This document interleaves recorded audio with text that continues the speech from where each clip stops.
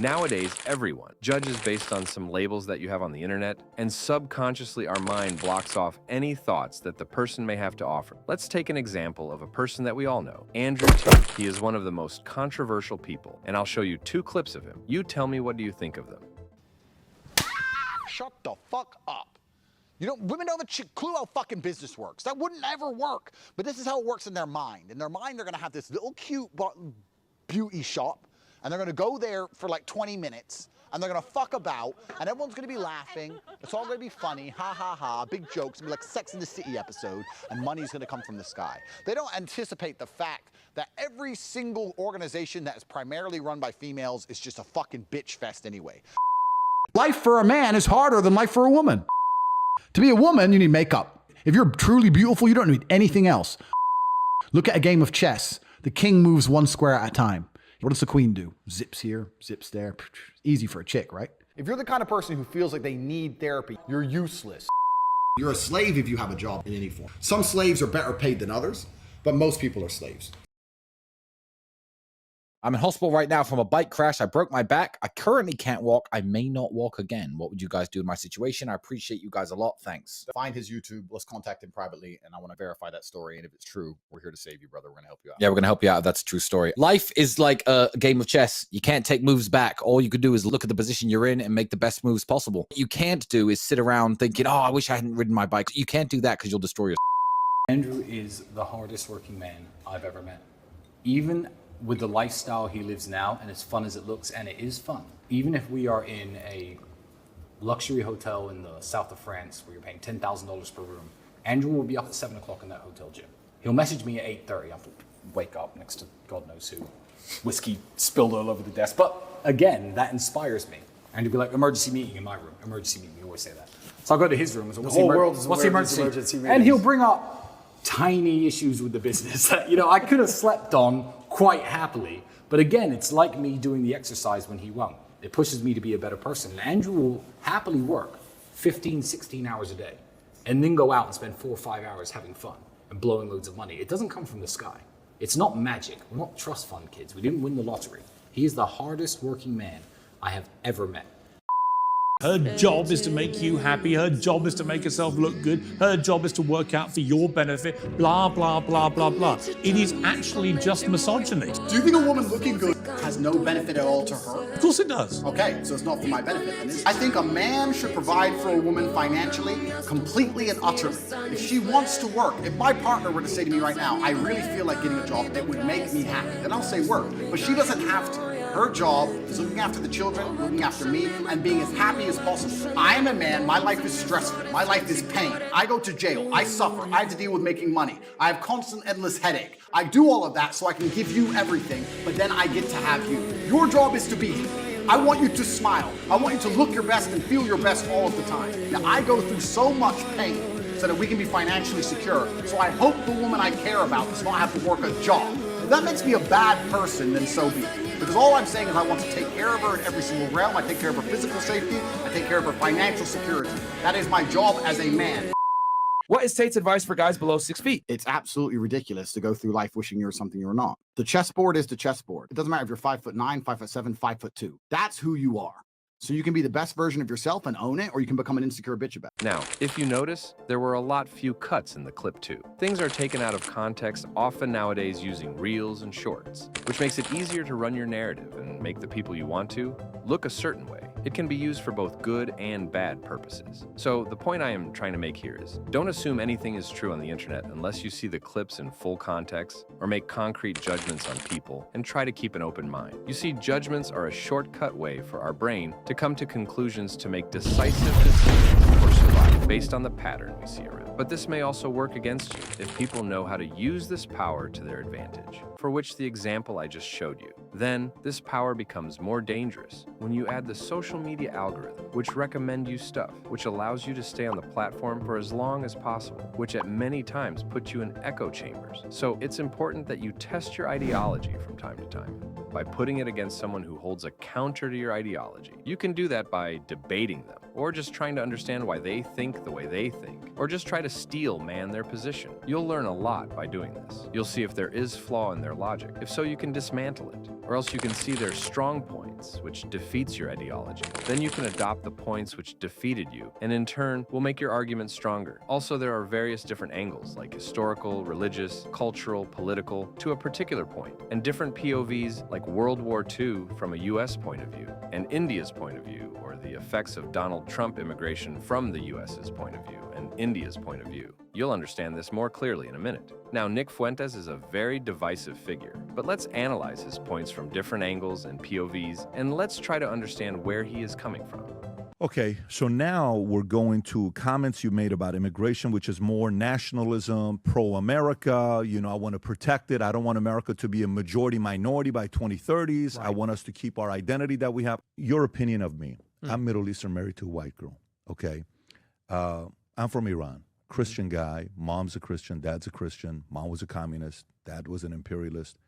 Do you think there should be more opportunities of guys like me to end up here, or do you think it's better off for America, purely based on odds, to minimize more of me coming to America? Well, I think that the most important thing to consider about immigration is it's just the volume, it's the numbers. I don't have a problem in principle with immigration at all.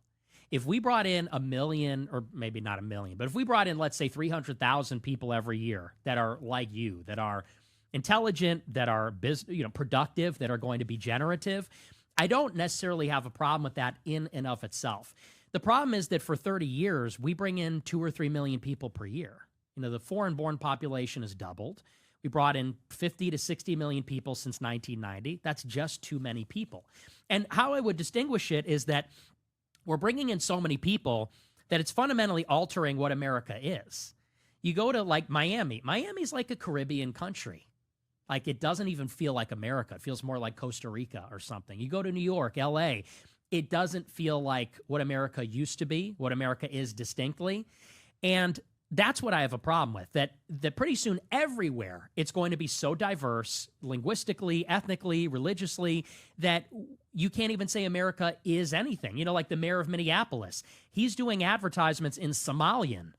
What is that? Yeah, they had a cop, the cop badge is now in Arabic. I don't know if you saw that or yes. not.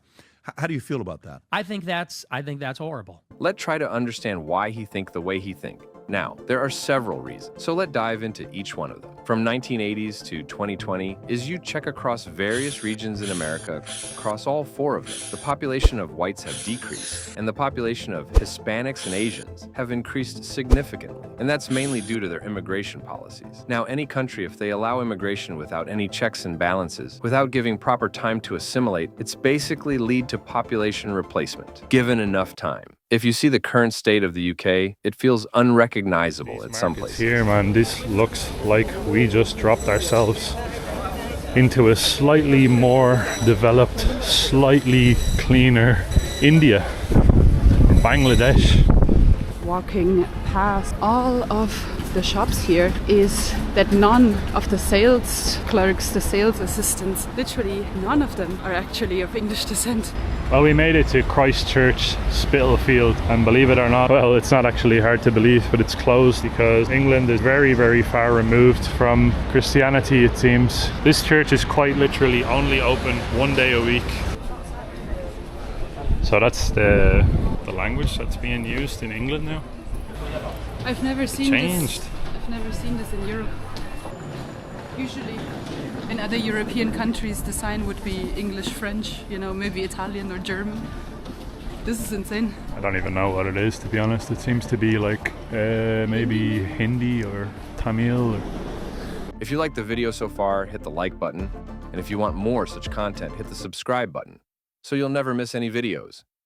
Okay, so now let's take a look at one of his most controversial takes that he has gone viral for.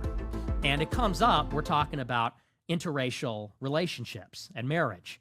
And I said, well, I'm not in favor of interracial marriages. That's against my values. I want to have a white wife. I want to have white kids. That's important to me.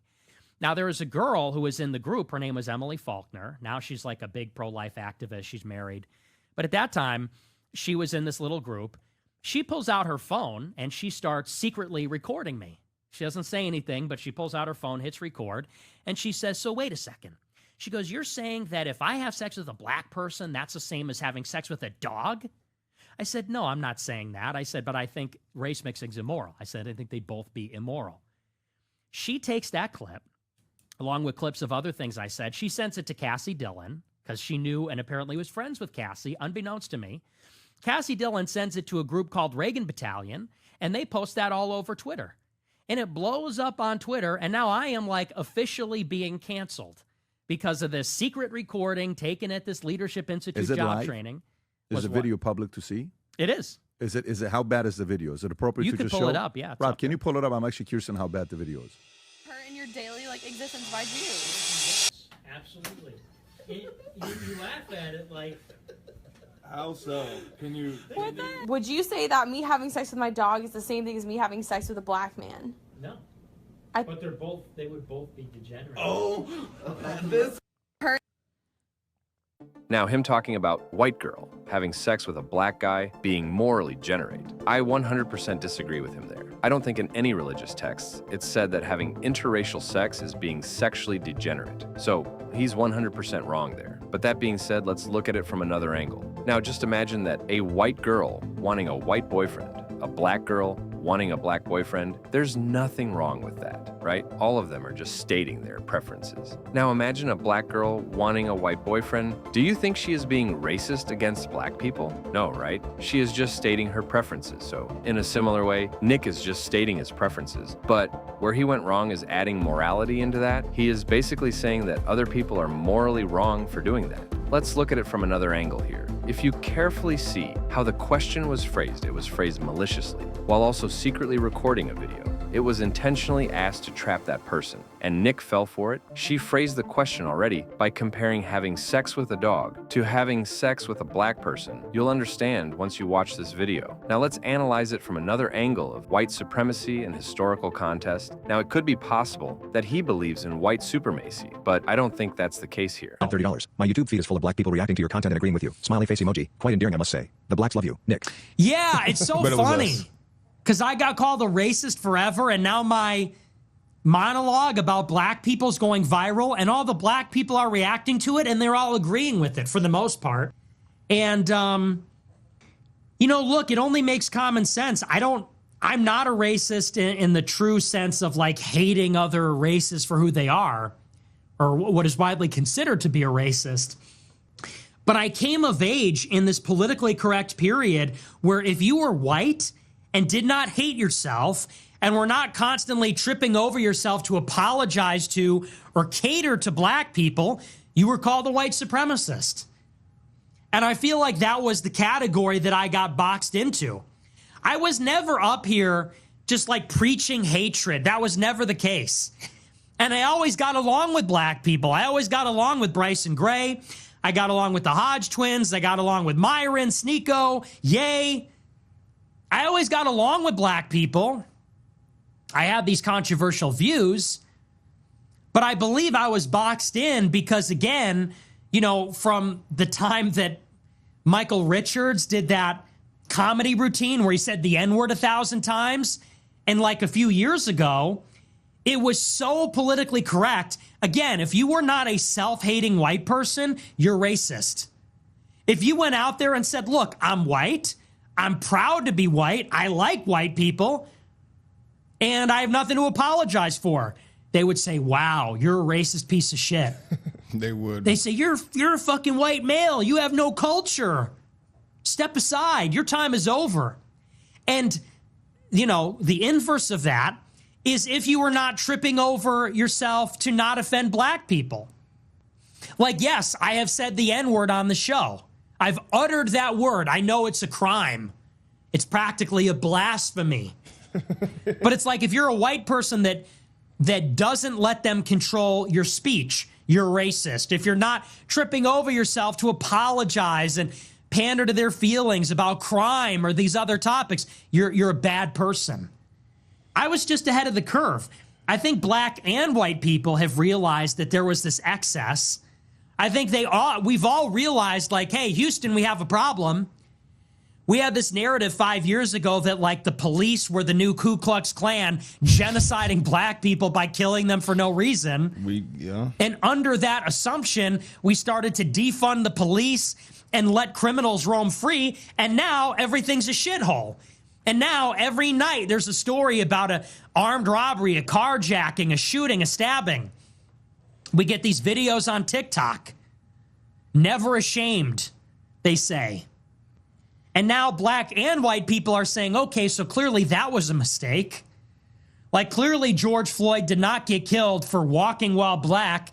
He was part of this epidemic of black sociopathy, which does not characterize every black person, but there are a lot of black people that feel entitled and they menace society, or they believe the rules don't apply to them and they commit crimes and they're emboldened.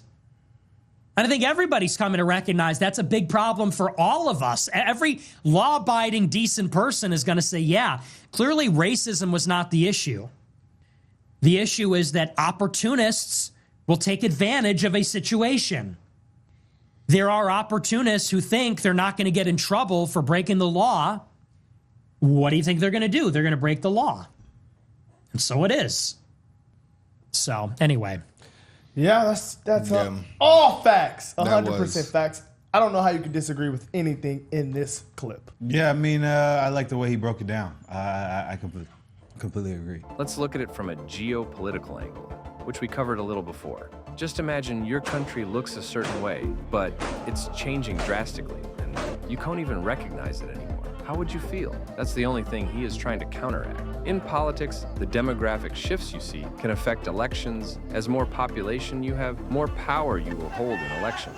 And if the population doesn't assimilate, they'll vote on their cultural preferences, which you can see here in UK. Plus, groups openly say they want to replace their native population in Europe, and anything said against that is called Islamophobia. Remember last year, I gave here a speech as well about the Great Replacement. I wanted the whole world to know that the Great Replacement theory was in fact not a theory, but reality. White people are becoming a minority in their own homelands at an exceptionally fast rate. Their concerns and experiences that have been ridiculed and dismissed for decades were finally being brought to light. But Nick is just stating that he wants to continue his genetic heritage and is suddenly very racist. It's a big double standard, which minorities use to their advantage to push their own narrative and agenda. Every ideal nightmare of a Muslim Europe will come true. They can be as mad as they want. I don't care. America will be a Muslim country. Russia will be a Muslim country. Islam will enter every house. We have to be a part of that change and never, ever apologize. We're unapologetic. Never, ever compromise. We're uncompromising. Now, let's see some of his interesting thoughts about the current political climate after the assassination of Charlie Kirk. But when you hear the words, we got to lower the temperature, what's the first thing you think about? I think it's kind of just a wrong perspective on it because, you know, I'm an intense person and I think that this is a decisive moment for America. And, you know, what really made me beside myself is not necessarily that someone killed Kirk, because there's a lot of crazy people out here that unfortunately do carry out acts of violence. It was that there were like 100,000 liberals who are in their right mind that were celebrating, that were glib about it, that crashed vigils, that danced, that laughed, that mocked it, that said it was a good thing, he deserved it. And you realize that it is a battle between good and evil. And I don't believe that when you're fighting evil, you lower the intensity. I think that we must very intensely fight evil because we have to win. If we lose, and by we, I mean decent people, they're going to hurt us and they're going to destroy the things that we care about. So for me, it's not necessarily about intensity. Temperature, I would say intensity. I think we should all fight for what we believe in intensely every day. I would change it and say it's really a question of love and hate. It was a hateful action to kill Charlie Kirk. It's a hateful action to celebrate.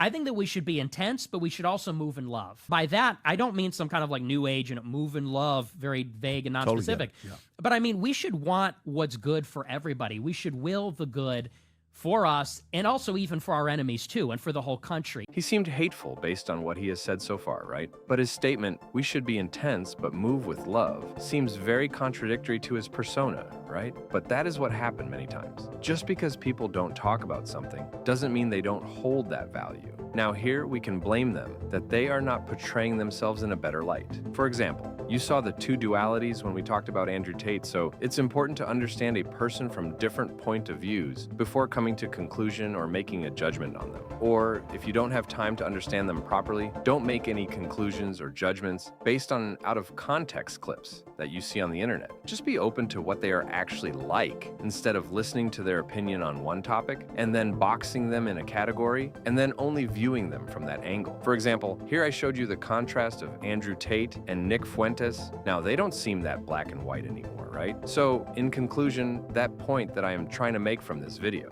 is simply always try to separate the idea from the person. Try to objectively see if the idea makes sense to you and attach emotions to it, or else you won't be able to see everything as it is. And you'll never 100% agree with anyone, but that doesn't mean you should totally cut them off by judging them from one small clip or try to censor them. Andrew Tate and Nick were some examples, but you can apply this to anyone. You should never look up to someone, and you should never look down on someone. And if you do, you'll completely miss who they are. Maybe I'll explain this in some other video, so stay tuned for that. I would love to hear your thoughts, so let me know what do you think in the comments sections below.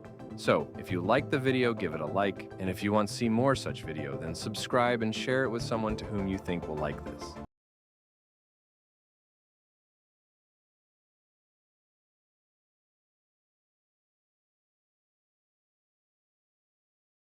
Who will like this?